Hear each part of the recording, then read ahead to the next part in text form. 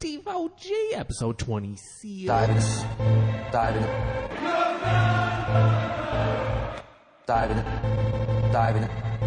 What do you think it's called?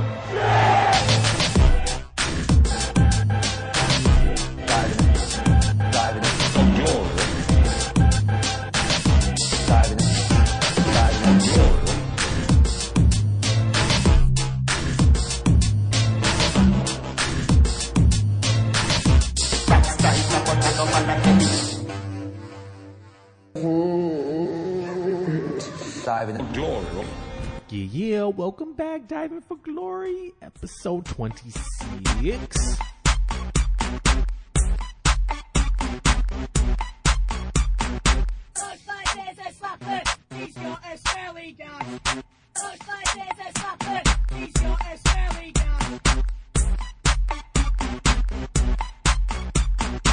Might have to actually drop that track, son.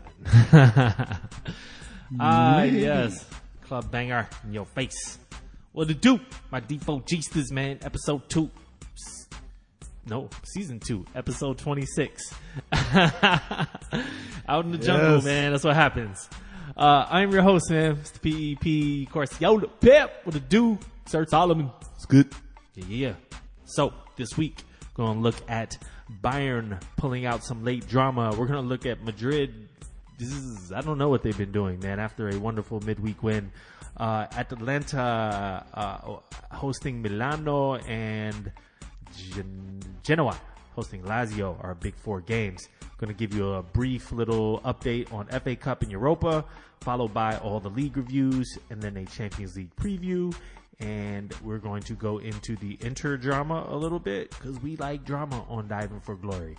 That is how we do here. As always, our prestigious and egregious award section, followed by upcoming matches. Please do not forget, Diving for Glory posts every Monday on iTunes, YouTube, and Diving for Glory also hitting you with Thursday episodes following Champions League weeks, which is this week. So we will be dropping on Thursday. You can also find us on Twitter at Diving for Glory and Facebook as well. Follow hashtag subscribe, like, retweet, do all that. Hit us up. 5 stars.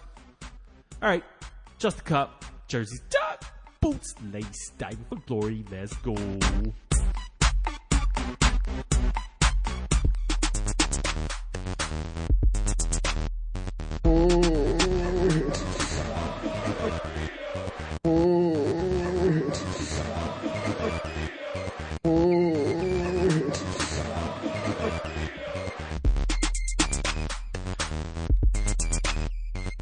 Yeah, what it do? So we are back in this bitch, and Bundesliga. We are going to lead off with that as we talk about Augsburg hosting Bayern. I believe they did host. Am I right about that? Yes, indeed. Bayern closing the gap on Dortmund, who just aren't actually in good form at the moment. They got a game today, kind of important. But let's talk about this Augsburg-Bayern match. Bayern kind of sleepwalked through this. Augsburg really needed the game. They kind of went after it. And Bayern is basically waiting to play Liverpool. Yeah, okay. So this is an exciting game. First half, though, get it started with a first-minute own goal. Thank you, Gretzka. Yes, Leon Goretzka fucks up, puts his team 1-0 back. And that actually gets cancelled out not soon after, but about 15 minutes later by Kingsley Coman from a Joshua Kimmich, or I think is how it's pronounced, assist. By the way, Kimmich is matching Alaba at this point in their careers. Like the right back and left back are just out of this world at Bayern Munich. And so they had a 1-1, but they're still playing pretty shitty. They're getting their chances, but their finishing goes off. And then they got again. Got to go in first half. Kingsley Coman with the actual goal. Let's go with the assist in stoppage time to make up for his earlier own goal. So 2-2 at halftime. And, I mean, Bayern basically dominated that half. But Augsburg has to be, feel good, but, not too hopeful. And then Alaba Yeah, David Alaba from a Kingsley Coman assist immediately, about 7-8 minutes after the restart. They put it to rest. James Rodriguez gets subbed for Thomas Muller, who gets a run out. Frank Ribery, more importantly, comes in the 64th minute. Not important for this game, but they have the Liverpool game coming up, which Robin won't be playing in. So Frank Ribery coming on was nice. And then Javi Martinez got some time too. I don't know if he's got the speed to play in the Liverpool game, but we'll see. All of a sudden, though, it feels like Bayern, I think they did this last year. It feels like they do it almost every year. Like, they just start slow. And then after that break, man, it's like, oh, these old guys got rest. Well, they're two points behind Dortmund with a game extra played. And also, for this upcoming Liverpool matchup, Arjen Robben, nobody knows what the problem is with his condition. Like, he's putting out tweets saying, like, they just have no clue, and he's just broken, basically. At this point, he's been broken for his whole life, but immobile. And the artist previously known as Julian Boateng. Yeah. Mr. Boateng, he won't be playing either, which is not necessarily a bad thing. He's not been himself for the past, about season and a half. Ever since Lionel Messi destroyed him that one game, and he's been shit ever since. But Nicolas Sule is playing, and slow tactician Mr. Hummels will be also in the back line.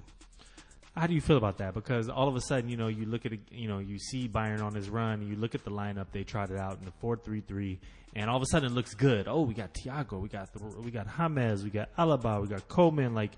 We just spent a half a year talking about how old this team was and how uninventive they were. James hasn't done shit so this season. He hasn't played. He doesn't have any confidence from the new coach. He got to play in this game, but it wasn't a good advertising for your skills because they kind of sleepwalked through this game. They got their chances, whatever, but they never really looked like a dominant Bayern performance. And yeah, they have everybody back at the right time, and this knockout times, this feels familiar. Liverpool should be very vertical in how they attack them because this is kind of a slower team in the center, if they can get that, then you have a chance. But outside of that, if you look at right back, left back, right wing, left wing, they are loaded and they're playing really good. Alaba is playing good. Kimmich is playing good. Up front, even the backups who are now indispensable, Kingsley Coman and Serge Gnabry are killing it. So I don't know. It's going to be a very, very interesting matchup. Bayern Munich is always Bayern Munich. Yep, FC Hollywood. We'll talk about the other side when we get to the Champions League preview. But yeah, FC Hollywood, man, with all 3 points here, as mentioned, they bring it within 2 points of first place Dortmund, who have a game today, so a game in hand. They have the chance to extend their lead or leave it as it is. Man of the match. Mr. Kingsley Coman. 2 goals, 1 assist in a 3-goal scoring effort. He couldn't assist Goretzka on his own goal, but if he could, he would. Yes, no doubt. See how it go. All right, we will move on over to another Champions League team, but the team that always does well in Champions League, but seems like they turned off for the league, which seems to be Zidane. As you mentioned before, Zidane's issue with this team, they just can't seem to get up, and this kind of proved to be the case again. Yes, no, Girona away to Madrid. Yes. What stood out for me in this game is that Sergio Ramos had to get the yellow card, so he's suspended in the next game, so he's not going to be suspended for the Clásico. But he did you one better. First of all, he did one better by getting 2 yellows, and so he's sent off for the next game.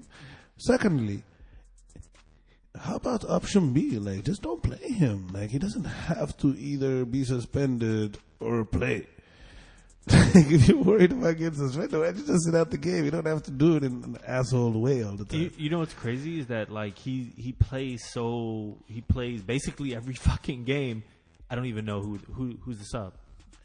I don't know, but he is the most carded Real Madrid player, the most red-carded Real Madrid player, the most carded Spanish player, the most carded player in the history of the La Liga. He's got now 25 red cards in La Liga and 0 for Spain. 0 for Spain. Okay. Even though he's also the most carded player for Spain. Interesting. Yeah. So Casemiro sets this game off with a really nice header to start it off. He's been in good form lately off of a Toni Kroos set piece cross. And it looked like basically they were going to be a regular Real Madrid. Like they 1-0 at the 25th minute and they took that into halftime. And it seemed like they were doing their thing, but in the second half, a lot of the Girona team like really kind of stepped it up more. You know what I'm saying? If you look at ball possession, for example, it was 61% Real Madrid in the first half. This is a home game, right? Against 39%, so about 60-40 in the first half. And then in the second half, it's even, 50-50. And Girona have more shots on target. Big chances. That's what I'm saying. Six big chances to 2. And they have... Most teams don't get 6 big chances in a game. In a game. And then in a game against Real Madrid. And just to be fair... they had in the second half 10 shots inside Real Madrid's box. And just to be fair to those statistics, Sergio Ramos did not get sent off until the 90th minute. Like that all happened with 11 people on the field. Basically. And in the second half, Real Madrid had only 9 more passes than Girona. And this is the new coach and all this shit. And Real Madrid has been like, you got... Anyways, it looks like Real Madrid celebrated their Ajax win a little too hard, and Girona snuck up and got them. Girona is one of the teams that has beaten or tied with Real Madrid, Barca, Sevilla, Valencia, all these guys over the last couple of seasons. They're showing that they're a big force. Word up. Man, Real Madrid, they're creeping on Barcelona, and then they show up and lay a dud here. Is this just typical Madrid not interested in these weekly affairs with these smaller teams? They played in the Champions League, so they made a little too many changes. And Mr. Marcelo, who hasn't played at all, got to play. He fucked up on one of the goals, but not to blame him. Sergio Ramos was on a mission to get suspended. And if you look at Dani Ceballos in the midfield with Toni Kroos and Casemiro, they kind of look like they missed Modric's creativity, and if not, they could have put like Isco or somebody there. But Isco, who? Yeah, exactly. I remember him. He sounds familiar. But up front, it looked very much like they missed Vinicius. Isco was out for this game, but and he came in and looked decent once he did come on. But yeah, it's funny how over a very short period of time they've become very Vinicius dependent. Karim Benzema plays really good football when the guys on the field too. Karim Benzema is good at playing with good players. Who's your man of the match? Man of the match shall be Mr. Of course, the man who always scores in the big games, Stuani. Stuani. Yeah. Little Stu. All right, no doubt. I'll talk more about how that affected their place in the league. Later on, we review La Liga. Indeed. And moving along, though... They're only going to be a Champions League team from here on out. You think? We'll see. I hope not that either. Shit. Moving along, though. Over to Serie A. We're going to give you 2 games from Serie A. Which one do you want to do first, Sergio? I'm going to let you pick. Milano or Genoa? Genoa hosting Lazio. This is a fun game, though. Genoa has been playing decent this year, even with them selling their best striker, Piatek, to AC Milan. And funnily enough, Lazio got ahead in this game in the first half. And for an away game, generally outplayed them with a 56 to 44% domination. They had... both one big chance in the first half, but the half ends with first goal ever for the club, Mr. Milan Bajic, puts them ahead right before halftime from a Ciro Immobile assist. And it looked like Lazio could pull off a 1-0, but it wasn't meant to be. Yeah, just to put that in perspective, Lazio rest 13 points at the time of this game, 13 points above Genoa in the table. So Genoa fought back, though, here, 75th minute goal by Antonio Sanabria. And who is actually their proper starting striker, which is funny because Piatek was not here long enough for them to miss or be dependent upon him. They just went back to being their own team and just pocketed their cash. You know what I'm saying? Nice. So he scored a nice goal to bring him back in the 75th. Yep, and we get to additional time. And Captain Fantastic. It falls from a, I think, corner. It was the clearance, and it fell right outside of the box on the left-hand corner of the key, basically. And he controlled it, and basically a grass cutter across the fucking field through traffic off the post. 93rd minute winner for the game. He being Domenico Criscito. Criscito. Dope ass name. Yeah, Domenico Criscito. He's wicked left back many years, like one of those Italian standards. Yep, and Genoa take all 3 points here. Milan Badej balled out here. Ciro Immobile. Oh, I'm on the wrong side. Yeah, but they did ball out, though. They did, but they just got good. Yep, Sanabria, Criscito. They got some bitches on their team, too. Oh, yeah. Right now, it's basically if you don't have, if your league doesn't have a lot of money, you go to Eastern European. Like, that's how Germany rebuilds the league, too. Like, they're... Yeah. No doubt. Man of the match. Man of the match, Captain Domenico Criscito. Like, let this be known, though. Like, even though how many points you said they're ahead of them, yep. If you look at goals scored in this season, yep. It's their defense that has fucked Genoa. They only, with this win, have 1 goal less scored than Lazio. Interesting. But they've given up 41 to Lazio's 27. Interesting, because I actually noticed something similar with the team in our next match, which is Atalanta hosting Milan. I was incorrect earlier. Madrid hosted Girona, so that was a home loss. Yeah, it was home loss. I said the wrong thing. But in this game, Atalanta hosting Milan. Atalanta, little do people know, there is only one team in the league who has scored more goals than them, and that is Juventus. And they are only 1 goal behind to that. But they have given up over twice what Juventus has. So in a regular world, you remove names like Lionel Messi and Cristiano Ronaldo from discussions. So this is a game where the 2 hottest human strikers in the Serie A went up against each other, because Duvan Zapata has been on fire, getting some Mr. Papu Gomez assists. Mm-hmm. And this is a game where they're like, it could have gone either way, the way they've been playing, but like lately, Milan has just been pulling out the results, you know. And it starts off with 1 point above Atalanta. Yep. So in this game, and then Atalanta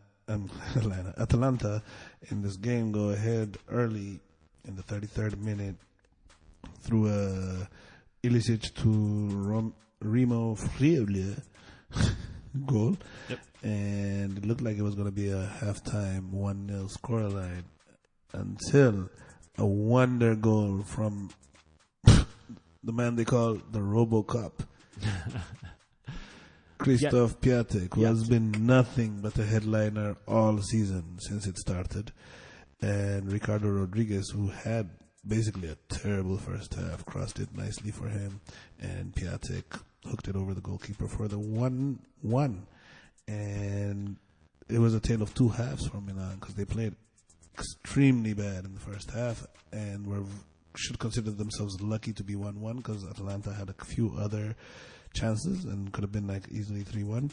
But they came back in, and Hakan Çalhanoğlu, I think, but like he had one of the better second halves, in addition to Paqueta and Bakayoko in the midfield, are fucking balling. Yeah, just a note, statistically, at least Atalanta with 59% of the ball, so a lot more of it. They had double the shots. They had 5 shots on target.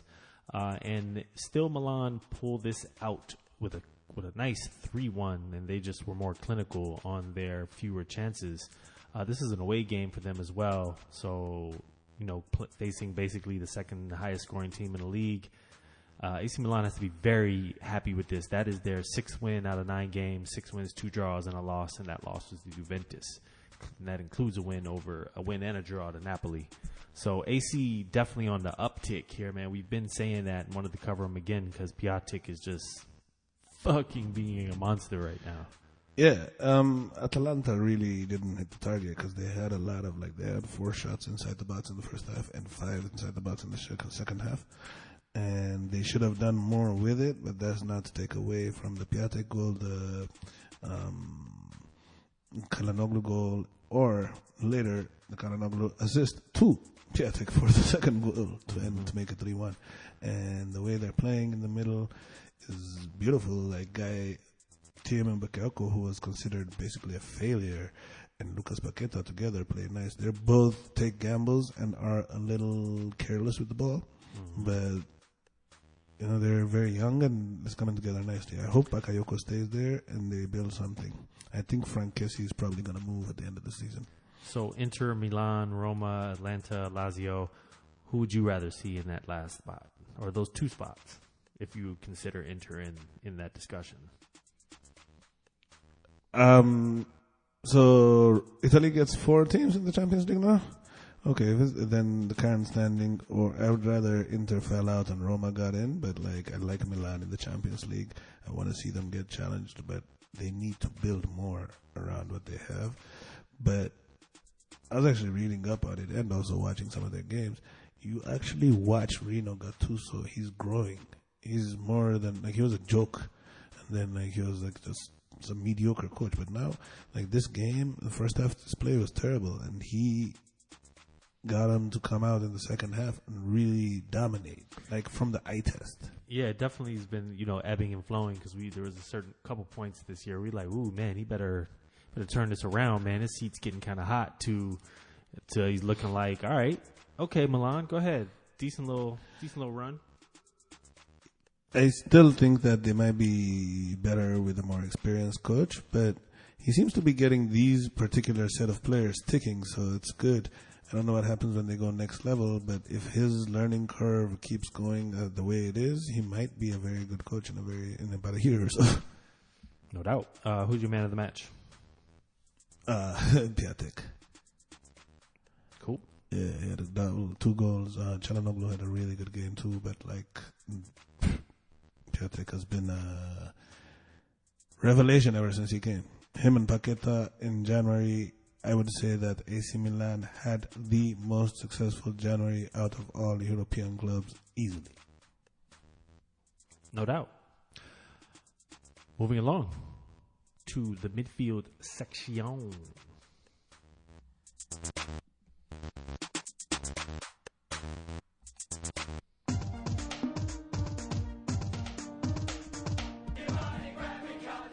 Hasta la vista, baby.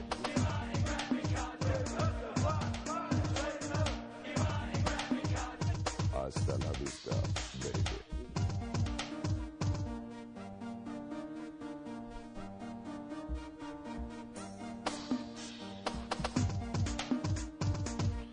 Yeah.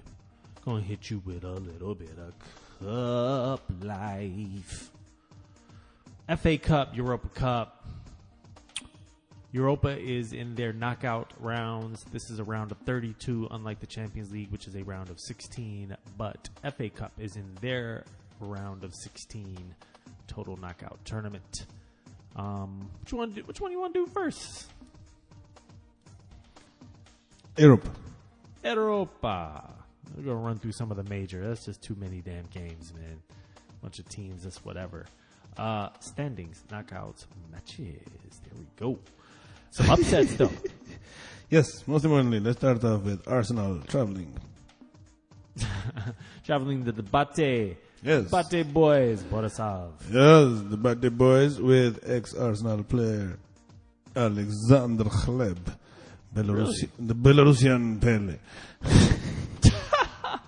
Whatever that means, man. Yes, anyways, Alexander Khleb, ex of Arsenal and Barcelona. Are you serious? You didn't know this? Okay. Yes. Anyways, their defense featured the famous, infamous, never heard before, Filipovic and Filipescu partnership. I just like it because it's two Philips. One is Filipovic and one is Filipescu. Okay. But Europa. Arsenal looked like shit and beat the fuck. They got their tops blown off, basically. It's not like they even played a weak ass lineup either. They played relatively strong in this game, yeah. No, I was chatting with one of my friends from that supports Arsenal and was writing about how awesome it would be when Arsenal faces Chelsea in the Europa League final. So they're actually looking forward to going far in this tournament. They just got outplayed by a team of like basically as close to amateurs as it gets. That's what I was saying. They played a relatively strong team. Yeah, you know what the guys did after they beat them? What? They went to get Whoppers. Yes. Can you imagine these guys probably, like the Arsenal guys probably have like 60,000 pounds chef on call and, nutritionist and all these things, and got beat by a bunch of dudes that went out for Whoppers. Lacazette red carded. Yes, for elbowing the fucking shit out of somebody's face. So Bate, man, with the they did not give up an away goal and they got a goal. So man, and they got under their skins because like now they have one less option that they can play in the next game because the dude got a straight red for elbowing a Bate boy in his face. No doubt. All right, moving along. Some other results here. Fenerbahce won 1-0 over St. Petersburg. They were the home team. Zenit. Zenit. Galatasaray at home to Benfica. They lose 2-1. Lazio at home. Sevilla get the away goal 1-0. Sevilla. Yes, indeed. Not in form in La Liga, but doing their Europa thing. The usual, man. And the man that has been all over their score sheets lately, Wissam Ben Yedder, did it again. Mm-hmm. Olympiacos hosting Dynamo Kiev, 2-2 draw. Stade Rennes hosting Real Betis, 3-3 draw. Three away goals. That was a nice game.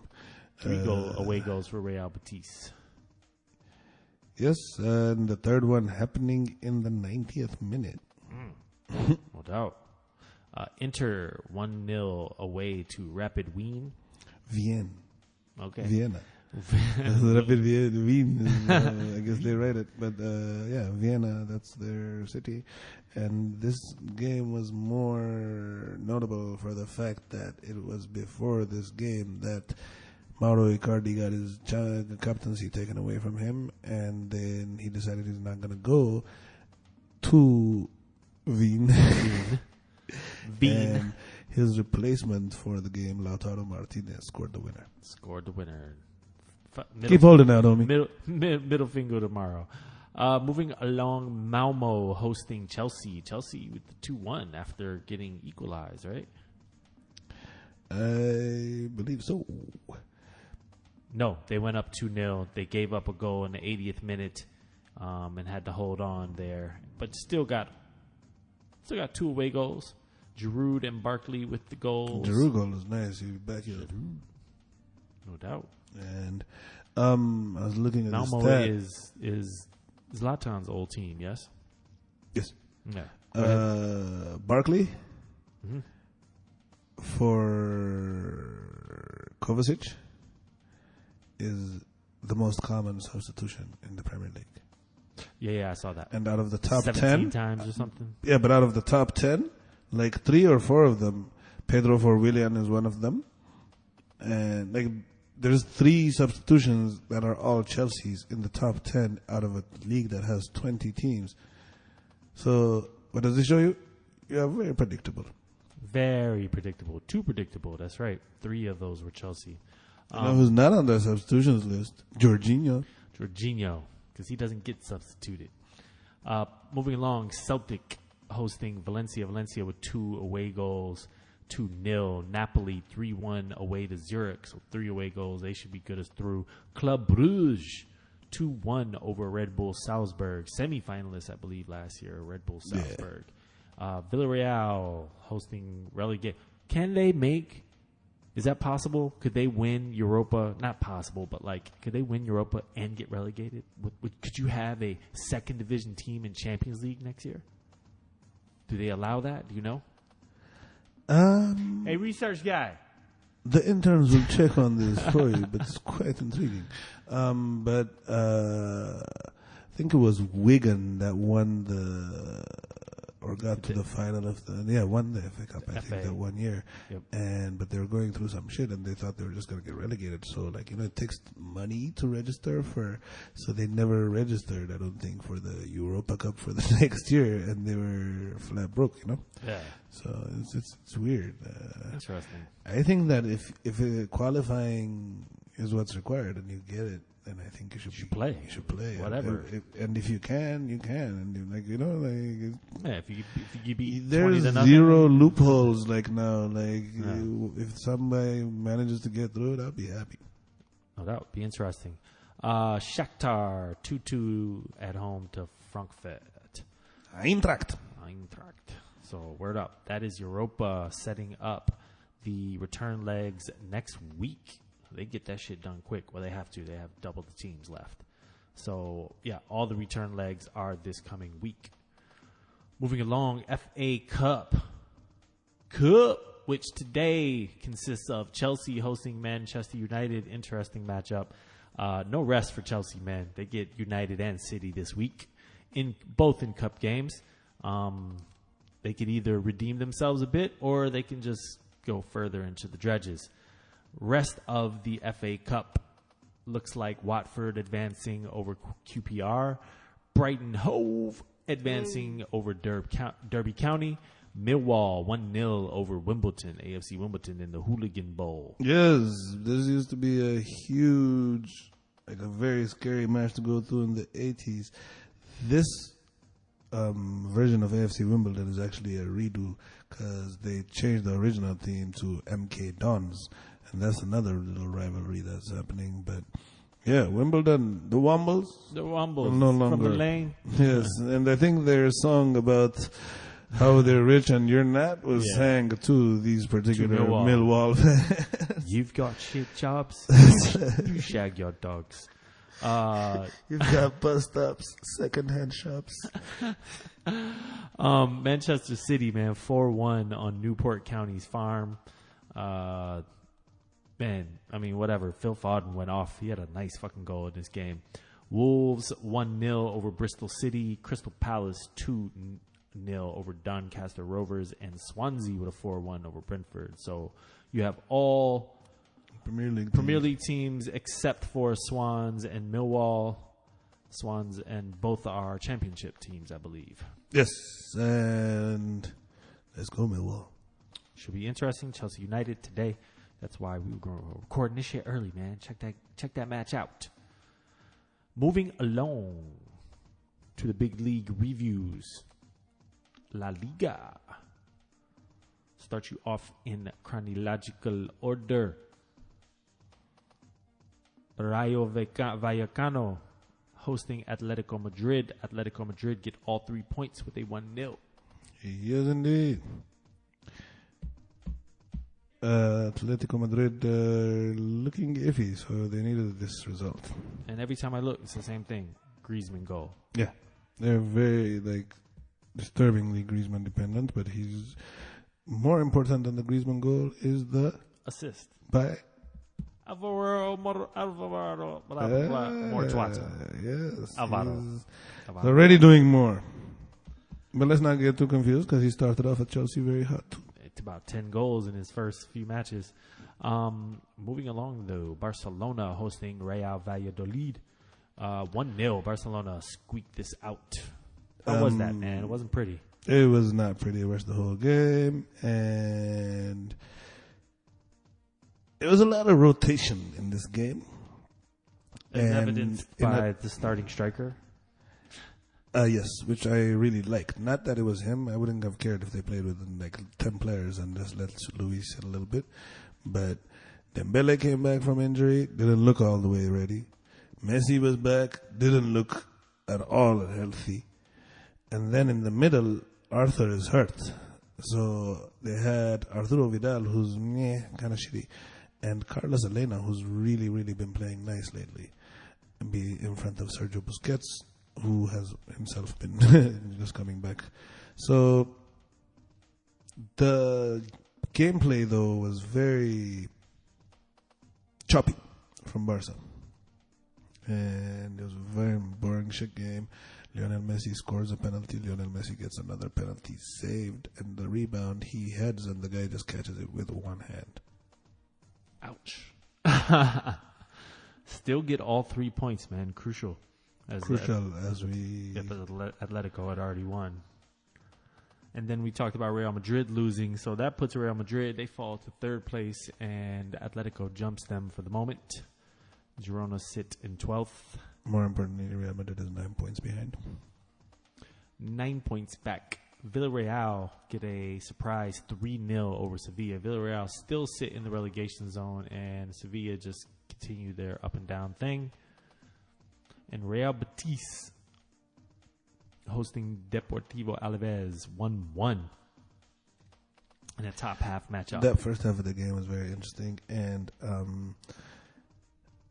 in that game, on the goal that Alaves scored, the linesman flagged for offside, and the referee overruled him.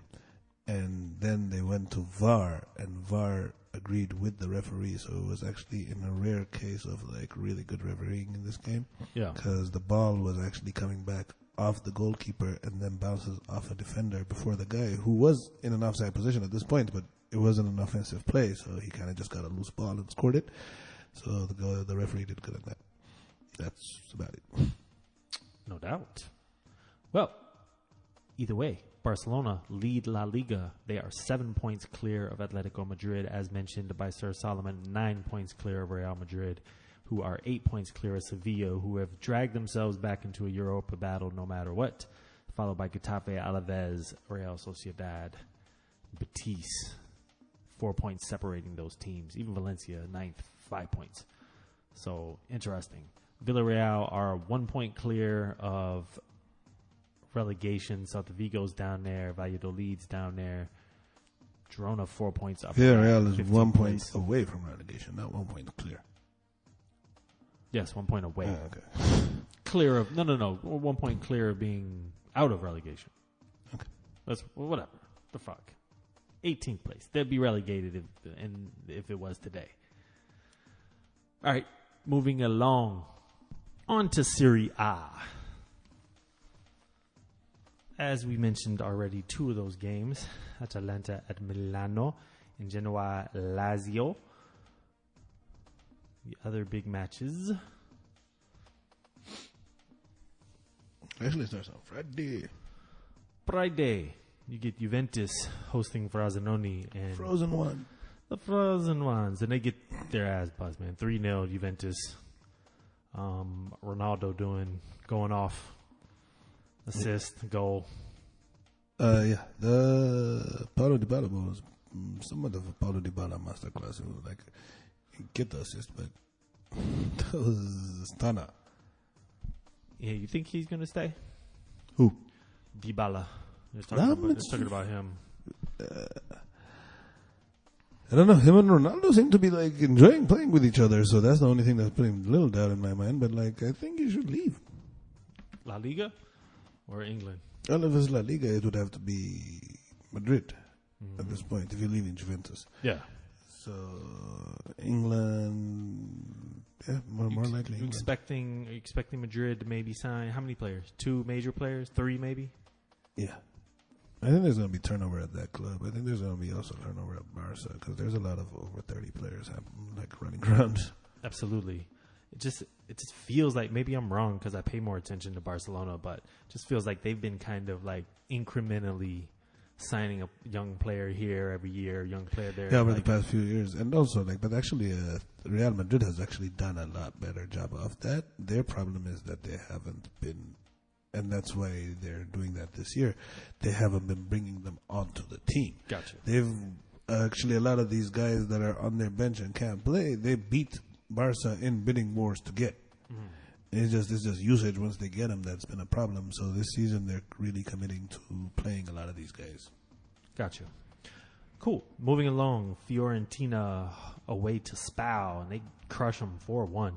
Yes, they crushed them, but it was unfortunate because it was at one point a 1-1 game, at which point Spal went on a fucking counter-attack and scored a beautiful goal, and were up 2-1, but the goal was called back by the referee, and after going to VAR, a Spal goal ended up being a Fiorentina penalty.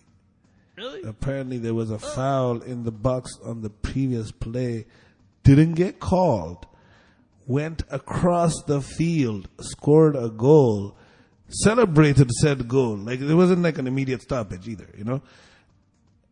And then got stopped. Went to VAR, basically like about 4 or 5 actual minutes after the event, they gave a penalty. So it was ridiculousness. My personal opinion is VAR is like with the opposite of what the NFL replay is. Whereas the NFL is so rigid, and you can only challenge this and this, and on these plays, you only get 2. This shit's just wide open. It's like we could review anything, and if we see anything, we can change anything. Yeah, and I think that there needs to be more guidance around that, because there's always contact in football. I was just going to say, there's a foul in the box on damn near every play. Like, that's like if in basketball you had, like, more than football, I would say more so like a basketball game. And, like, you can call a foul every time there's a layup. Yeah. It's the same concept. So I don't know how they're going to work it unless, like, they idiot-proof it a little bit, because this one is a little much, man. Yeah, and they ended up losing 4-1 after being 1-1 into the 79th minute when that goal happened that you're talking about. Yeah, and then it just mushroomed. Yeah. I think they were just totally demoralized after that. Tough out there. Inter hosting Sampdoria 2-1. Let's just cover that in the section. What you think? Yes. The Raja happenings of the Nangolan game. scores, and I don't know who else was the scorer, but we will be getting into a small discussion about Inter in a little bit. Yeah, D'Ambrosio scored. We'll be discussing Inter in a little bit. But really, really, really needed these points against quality opposition that also has been known to be able to score, namely Mr. Quagliarella. Yeah. Napoli hosting Torino, and Napoli throw up a donut 0-0 draw. You would kind of brush it aside and be like, oh, that's just Napoli, right? But I think it's a sign of bigger issues, because I was reading around and the team are not fit. And this is team coached by Ancelotti. And that was the biggest complaint about him at Chelsea, was that his fitness training and the fitness regimens that he was on, like, it wasn't very challenging. And he's good at managing a game and putting out teams for that, but it's looking like they might be losing some of the edge they had. So the last 6 games, they have 3 draws, a loss, 2 wins. They also have injuries, which you could also attribute to lack of proper training. So I don't know how the Ancelotti experiment is going there. Word up. Moving along, Roma and Bologna play today at 2:30. We're going to take As you with on everything's Roma, anything could happen. They might stomp them. They might get beat. It might be a high-scoring tie. It might be a 0-0. We don't know. Mm-hmm. So we're going to move on over to Deutschland, hit you off with the Bundesliga. We mentioned the Augsburg Bayern Munich result. Hoffenheim 3-0 over Hanover. Seems like they're picking it up a little bit too. Yeah, they're getting results, and they need to get as much as they can, because this is their last season with the coach. Mm-hmm. Lizzie Leipzig away to Stuttgart, and they get the 3-1. one of the hottest strikers in Europe right now, forwards in Europe right now, Yusuf Poulsen. He's really taken over from Timo Werner as the focal point of their offense this season, it seems. So maybe Timo was getting double teamed after last season's and the season before's performances, but Yusuf Poulsen has been really, really nice. Word up. Wolfsburg over Mainz, 3-0. Wolfsburg sitting in the top 6 spot at the moment. Frankfurt hosting Mönchengladbach. And this ends in a 1-1 draw. I believe Mönchen was down in this game. Yeah, they were, and they desperately needed to get something because they've been in a little bit of a blip, and they managed to get the 1-1. Good for them, but they need to turn things around and start getting more results. 1-1. Bayer Leverkusen, on the other hand, played Düsseldorf Fortuna and 2-0. Leverkusen at home.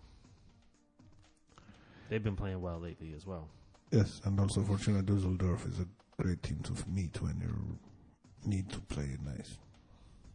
And as mentioned today, Nuremberg. Nuremberg.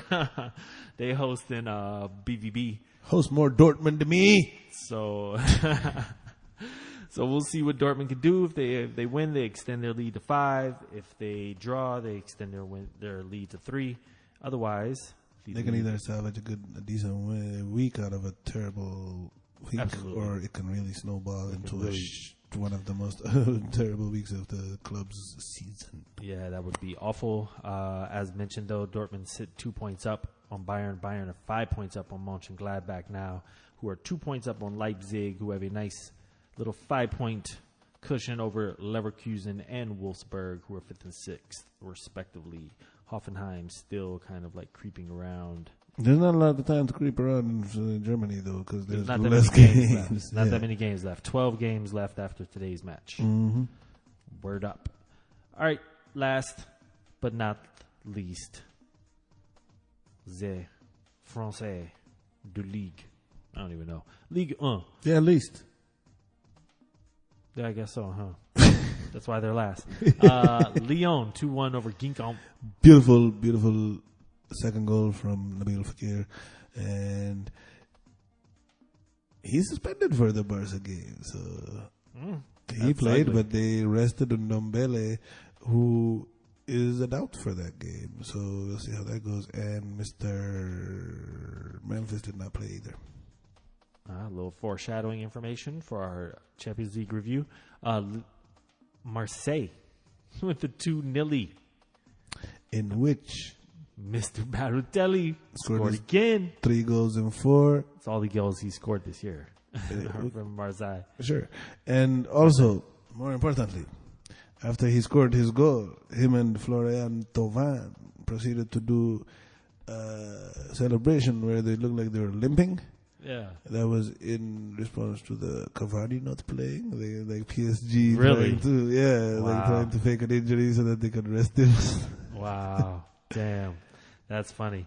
Monaco, all 3 points. Yeah. They move out of Who would have relegation. thought that the coach that was really the reason behind everybody in Monaco becoming famous coming back would help Monaco?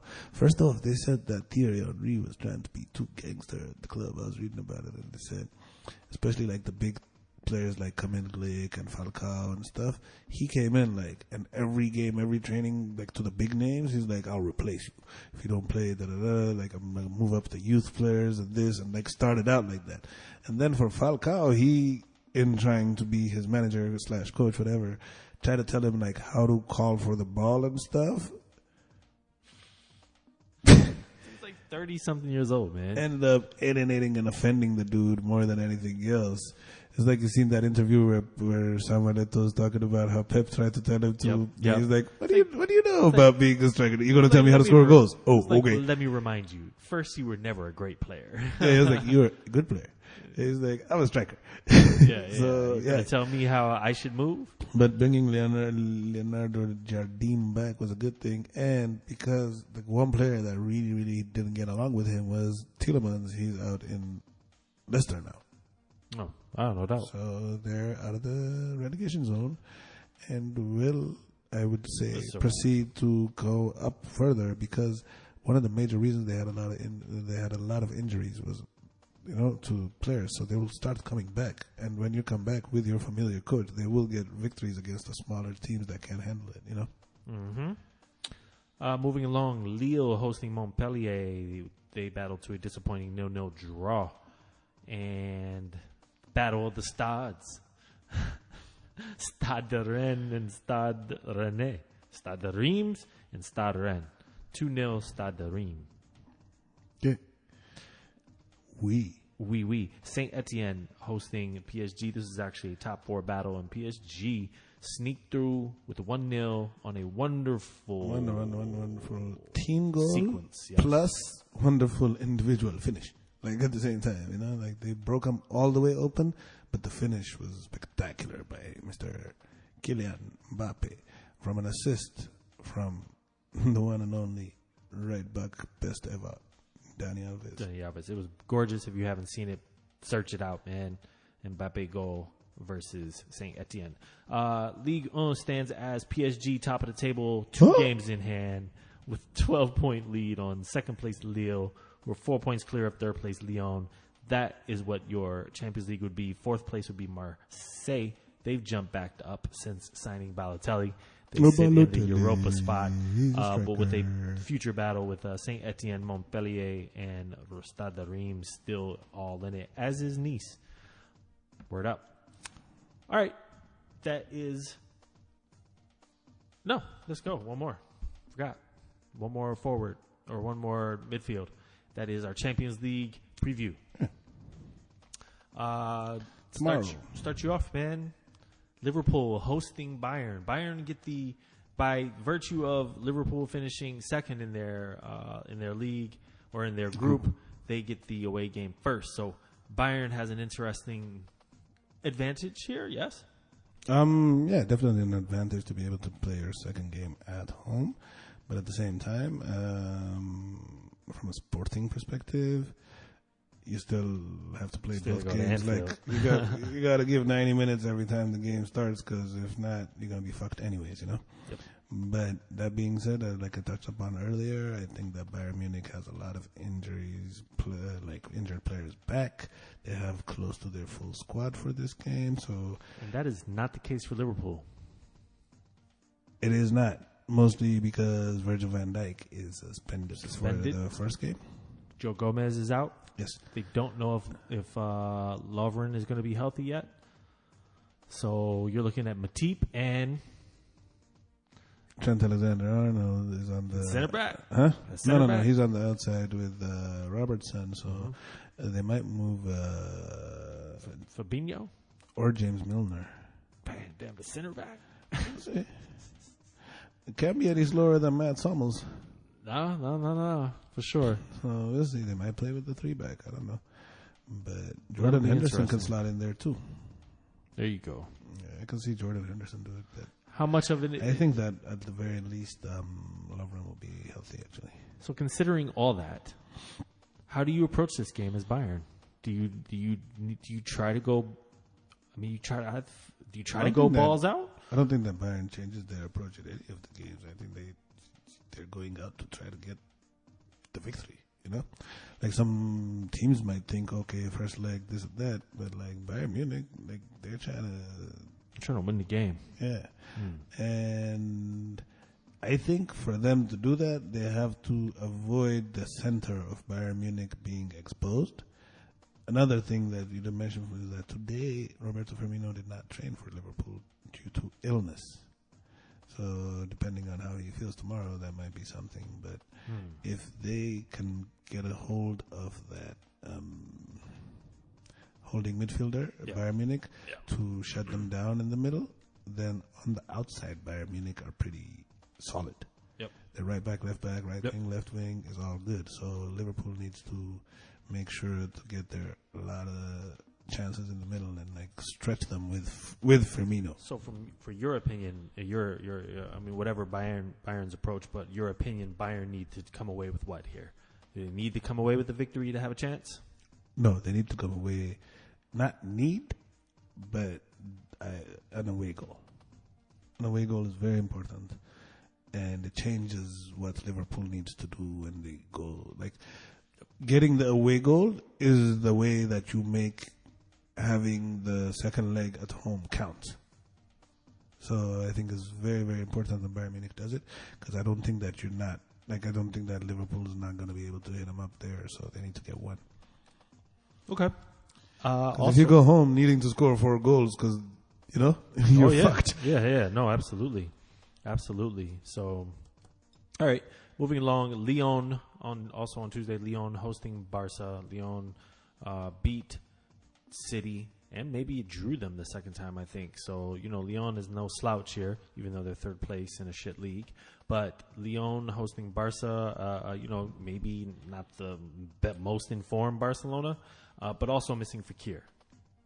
They're going to be missing Fekir, but Lyon is in decent form of late, and is the kind of team that has enough talent in the creative positions to always be a challenge, because whether it's Awar or we talked about Memphis earlier, they even have Traore. Like, they have guys that can break a game open, and it's interesting. I would take Barca to get a point. I mean, get an away goal and a victory in this game. But Lyon is still a tough proposition, and I'm sure that Barca will be happy that Fekir is not playing in this game. He's very much a big game performer too. He kind of picks some performances sometimes. How concerned are you about Methy? That's a whole nother person. I don't think that Lionel Messi is healthy. I don't think it affects them as much, because the past couple of seasons they've been spending solidifying the team around Messi. So you're very amused with yourself. Oh, man. Fucking Sylvester the cat over here, man. I think that they can...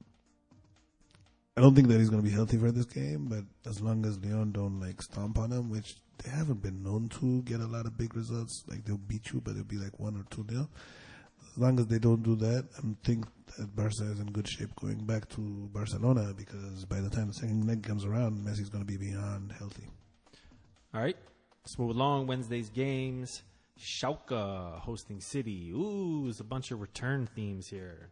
With the return of Nastasic to City. No, that team only exists to you. Fernandinho, though, playing against his old team. Schalke hosting City. Is there any chance for Schalke here? Yeah, I mean, there's always a chance. I don't think they will beat City, because they haven't necessarily been in good form, but they have a chance. They have they have a good enough team to where the past couple of seasons they've been towards the top end of the German Bundesliga, but I don't think that they put it all together in the game against They'd have to City. They'd have to stop City from scoring, I think, and unlikely, but you never know. I don't think they'll do that, but I think that even with a 1 goal, if you could do a 2-1 or something, then it's not beyond the realm of imagination. But I don't think that the team is good enough in a lot of positions to do that. Yeah. Well, fingers crossed. And then huge matchup. Hope they do. Fingers crossed indeed. Nah, fingers crossed the other way as a City fan. Atleti hosting Juventus. Big matchup. Big matchup. Juventus has been beating a lot of teams. They're a result team in Italy, but have not looked particularly good doing it. And Atletico Madrid is getting a decent amount of results, but their football hasn't looked Atletico Madrid lately. So we'll see how it goes. But Diego Costa was back on the bench this weekend, so he might be back. He might have a Mandzukic, Diogo Costa. I'm hoping something like that would occur. Please make it happen, gods. Mandzukic versus Diego Costa. I know Atleti will certainly be unhappy to see CR7 on the other side. Or maybe they'll be happy. Okay. Give him a good elbow or something. I don't think that anybody's happy to see Ronaldo as an opponent. No, not at all, man. Least Not of at all, Atletico Atleti, Madrid, yeah, who yeah. he's pretty much fucked up. But yeah, Exactly. All right, moving along to forwards.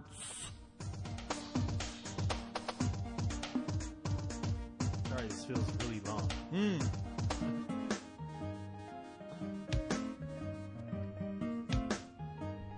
What?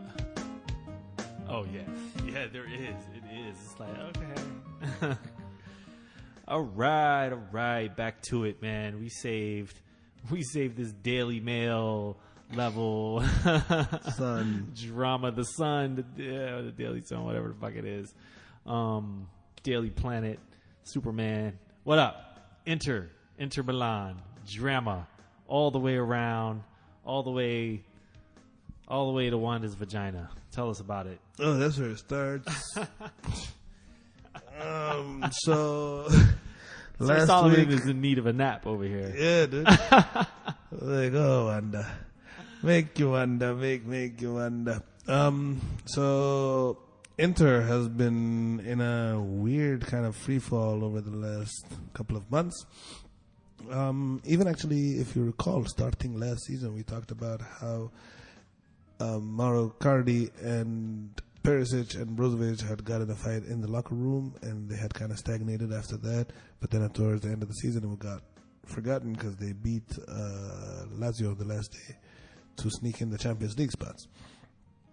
Now, the drama in the Inter dressing room, where Mauro Icardi at, I think, 23 or 24 years? No, I'm sorry. The 26 is the captain. He's been the captain since he was 23, when Roberto Mancini decided that's what he wanted to do. But has like the least support among the team to be a captain, you know? His wife has a weekly radio, online, whatever, interview that she goes to and basically airs out all types of Inter drama and just... Oh, she's his agent, like as you mentioned the other day, man. So on Wednesday, they announced that he is no longer the captain of the club. A tweet, which is ironic because Wanda Nara, his wife/agent, is known for her manipulations of the internet to bring attention to them. They tweeted that announcement that from going forward, Samir Handanovic, who is the goalkeeper and also close friends with Perisic and Brozovic from the same country, shall be the starting goalkeeper, a post which Brozovic goes on to like. There are rumors that because she talks a lot about all the teammates and this and that, Perisic in the dressing room had told him that tell your wife to stop talking about me on TV. So basically, everybody there's a contingent of the Eastern European cast, the Croats, and the Brazilians and Italians, and in the locker room. And none of these factions is behind Mauro Icardi because he's very extremely unpopular. He doesn't get selected for Argentina because the whole Argentine team hates him because of his wife's situation. Now Marcelo Brozovic is suing a paper for claiming that him and Wanda Nara had an affair. So it's gotten ridiculous up in Inter. And this weekend, I mean, he decided not to go to the Europa game. Mm-hmm. This weekend he did not play, and which they made a come from behind victory to beat a close rival, actually Sampdoria, who is his ex-club. Really? Yeah, that's their fuck you to him.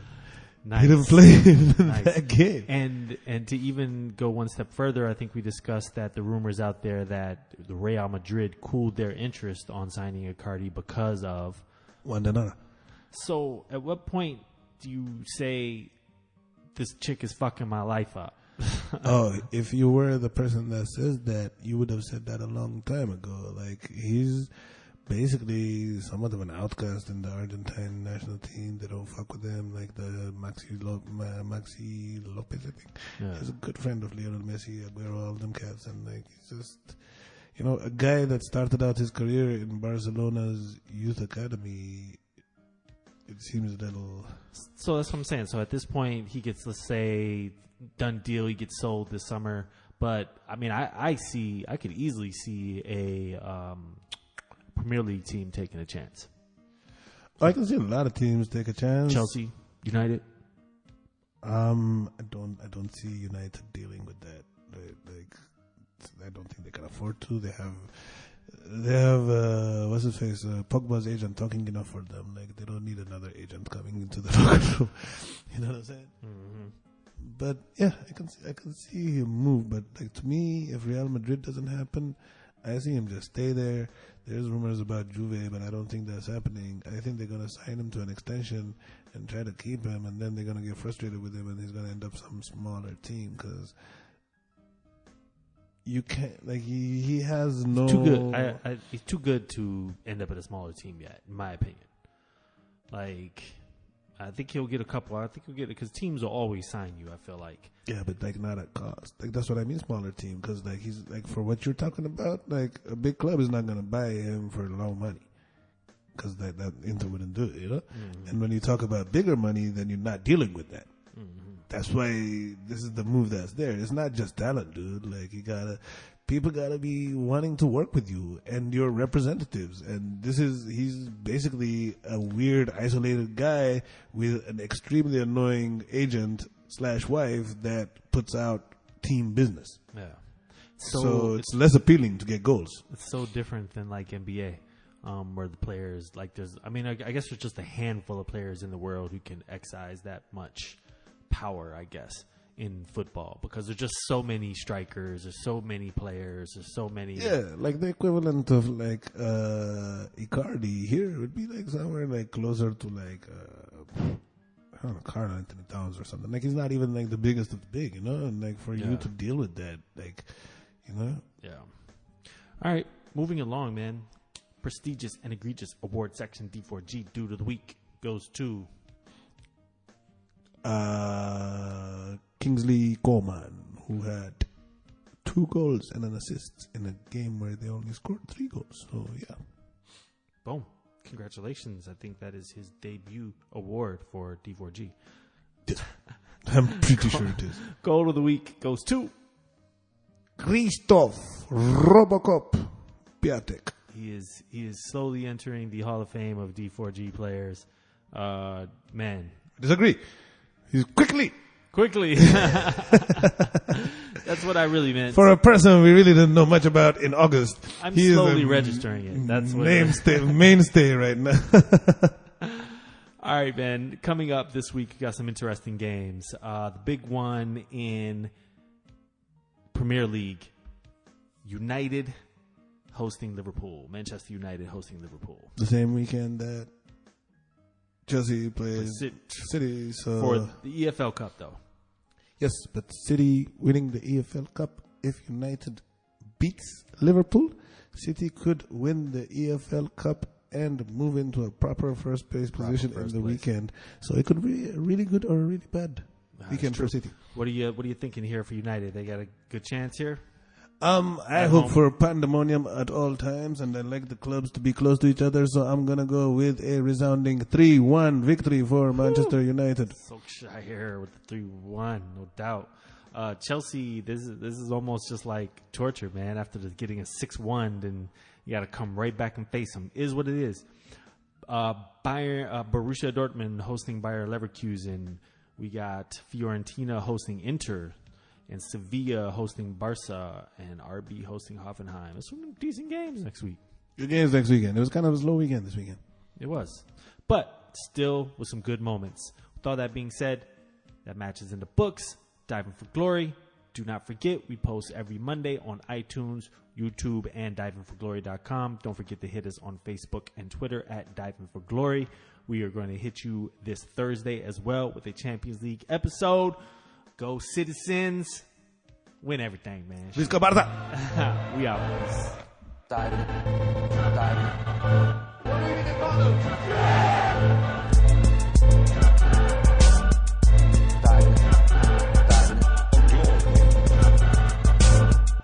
Diving.